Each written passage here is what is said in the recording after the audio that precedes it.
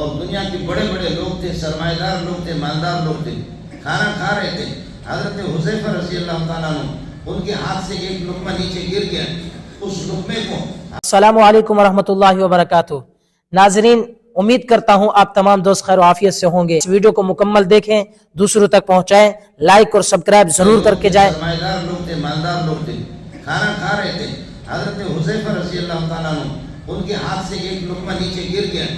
उस लुक़मे को हजरत हुज़ैफा ने उठा करके खा लिया। उस पर कुछ लोग ऐसे देख रहे थे आंखों के किनारों से। तो कुछ सहाबी ने, किसी सहाबी ने कहा कि ऐ हुज़ैफा, लोग क्या कहेंगे, बड़े बड़े लोग हैं, मालदार किस्म के लोग हैं, सरमाएदार किस्म के लोग हैं, सरदार किस्म के लोग हैं, लोग ये कहेंगे मोहम्मद के साथ भूखे हैं कि एक लुक़मा हाथ से गिर गया, उसको भी उठा करके आपने ये खा लिया। क्या ज़रूरत है, खाना तो वाफिर मिक़दार में, बड़े मिक़दार में मौजूद है, आपने उसको उठा करके क्यों खाया?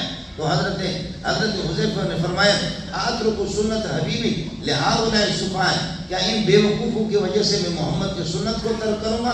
खुदा की कसम, चाहे कोई मजाक करे, जितना भी करे, उससे कोई फ़र्क नहीं पड़ेगा।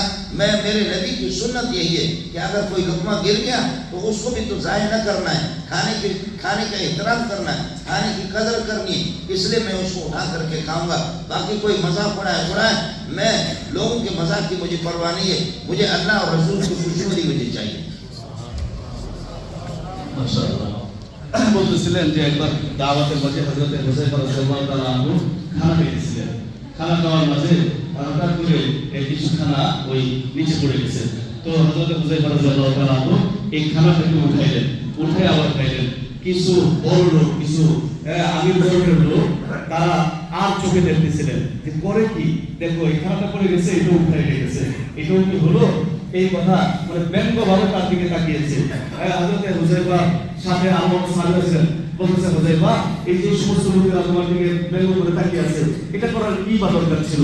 হযরত হুযায়ফা বললেন, আরে এটা তো আমার হাবিব রাসূলুল্লাহ সাল্লাল্লাহু আলাইহি ওয়াসাল্লামের সুন্নাহ, আমি কি এই বেওকুফদের দৃষ্টির কারণে আল্লাহর হাবিবের সুন্নতকে ছেড়ে দেব? এটা তো কখনোই হবে না। আমি তো আল্লাহর রাসূলের সুন্নতের গোলাম, আমি তো আল্লাহর গোলাম, আল্লাহর রাসূলের গোলাম, তার সুন্নতের গোলাম। আমি কি করে এইখানে আল্লাহর রাসূলের সুন্নতকে পালন করতে পারি? এই সমস্ত বেওকুফ জাহেলদের কারণে এটা তো কখনোই হতে পারে না, কিছুতেই এটা সম্ভব না। মুহতারাম হাজরিন, এটাই ছিল সাহাবাদের আদর্শ এবং সাহাবাদের শিক্ষা। আমরা তো বিবি কি বলবে এই জন্য দাড়ি ফেলে দেই, বিবি কি বলবে এই জন্য শুটকুট পড়ি, ইসলামী পোশাক পর্যন্ত পড়তে পারি না। কেন? তারা তো আমির ওমরাদেরকে বৃদ্ধাঙ্গুলি দেখিয়া আল্লাহ রাসূলের সুন্নাহকে সর্বোচ্চ শিখরে রেখেছেন। এই পর্যন্ত একটা জাতি এখনো আছে যারা সারা পৃথিবীকে বৃদ্ধাঙ্গুলি দেখাইয়া কোরআন এবং সুন্নাহকে এখন এই পৃথিবীতে জারি করেছেন। এই জাতি এখনো আছে।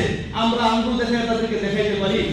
আমার মেহমান বলতেছিলেন যে এই বড় মজলিসে, দাওয়াতের মজলিসের মাঝে হযরত হুযায়ফা সকলকে রাসূলের সুন্নাতকে সর্বোচ্চ রেখে তাদের মতবাদকে পায়ে পিষ্ট করে দেখিয়েছেন যে মুহাম্মদের গোলাম কখনোই মুহাম্মদের সুন্নতের এক চুল পরিমাণ বাহিরে যায় না।